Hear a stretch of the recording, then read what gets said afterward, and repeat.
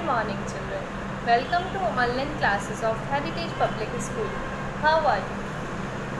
I hope you all are fit and fine. Okay, children. So, please take out your books and let's continue with our studies.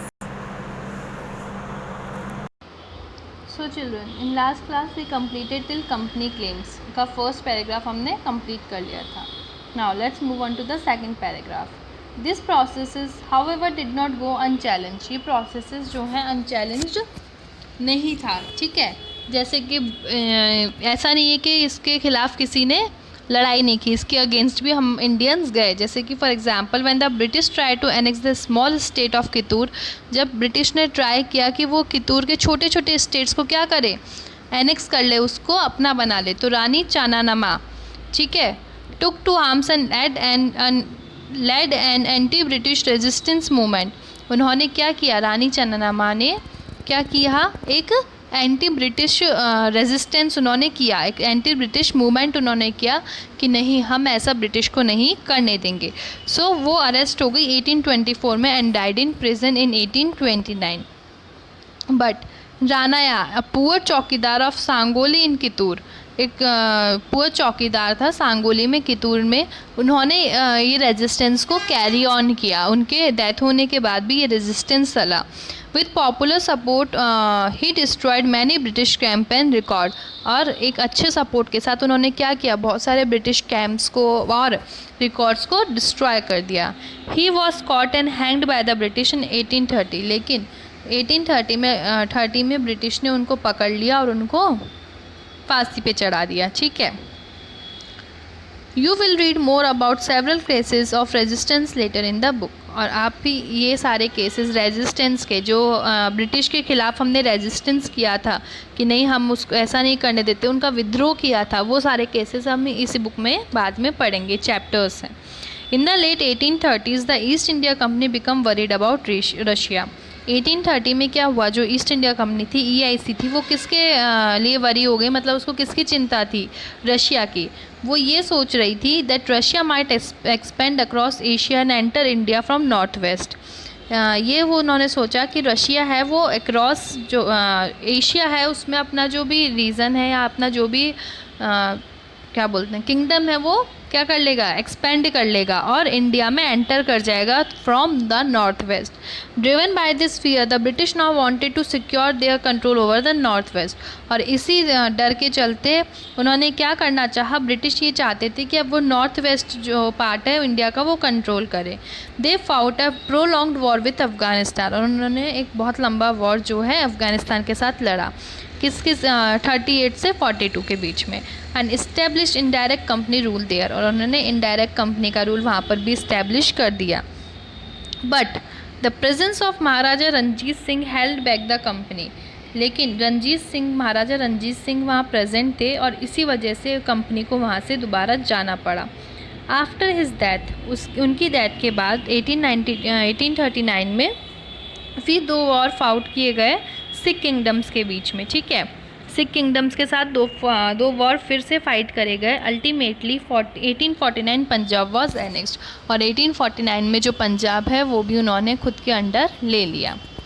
Now next is administrative policy. Police. British needed a strong and efficient police department to ensure law and order in the country. British को क्या चाहिए था, कि strong और efficient police department उनको चाहिए था, कि एक अच्छा हमारे पास पुलिस डिपार्टमेंट हो ताकि वो कंट्री में क्या कर ले, लॉ और ऑर्डर को मेंटेन कर सके. Uniform system of police department in British India has established by India act of 1861. जो यूनिफॉर्म सिस्टम था पुलिस एडमिनिस्ट्रेशन का ब्रिटिश इंडिया में, जो कब इस्टेब्लिश हुआ, 1861 में. मतलब जो सिस्टम था पुलिस एडमिनिस्ट्रेशन पूरा जो था, सुप्रिटेंडेंट हो गए या थानाज हो गए, पुलिस सबऑर्डिनेट पुलिस हो गई, ये सब कब हुआ था, फाइनली 61 में. It comprises of 2 branches. 2 branches थी. Superior police services from which India police would be formed. Superior police services एक उसकी ब्रांच थी जिसकी वजह से क्या हुआ था, इंडियन पुलिस फॉर्म हुई थी. And subordinate police services. ठीक है, Until 1893 appointments to the senior grades were made locally in India.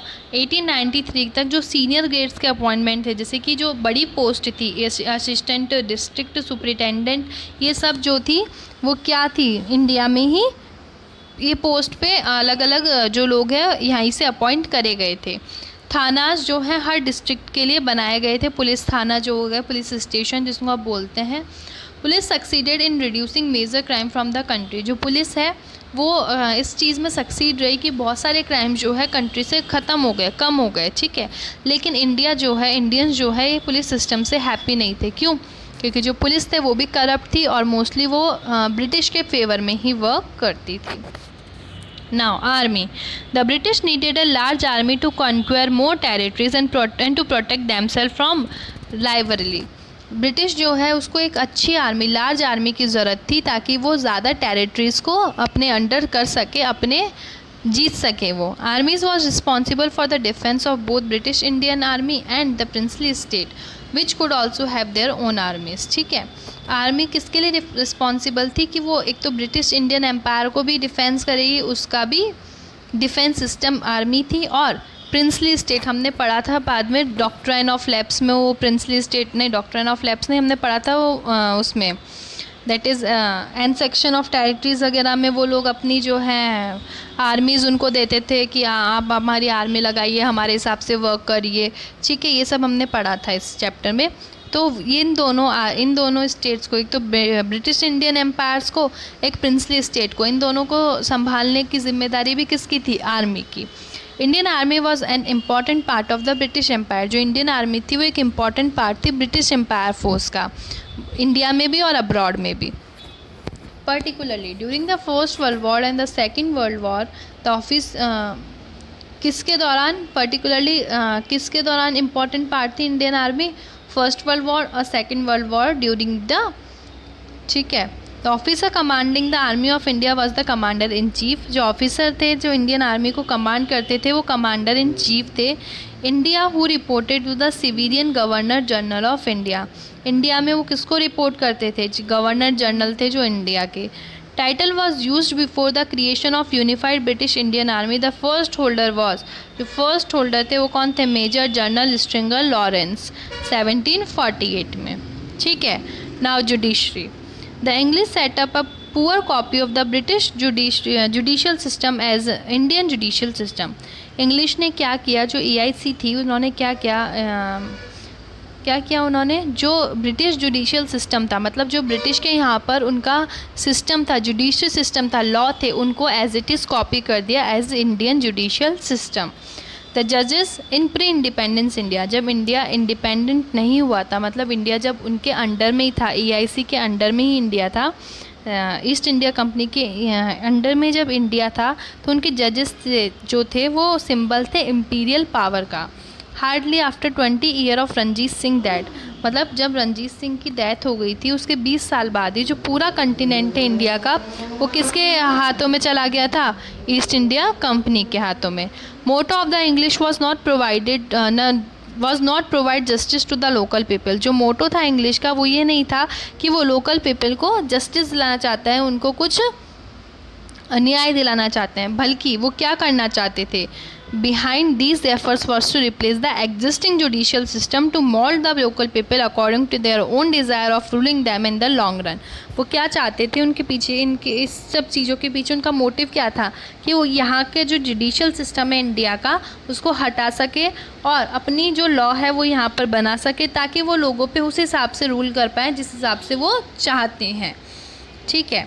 The British ruler change the whole administration of our country specially the law and justice. British rulers ने हमारा पूरे country का administration change कर दिया।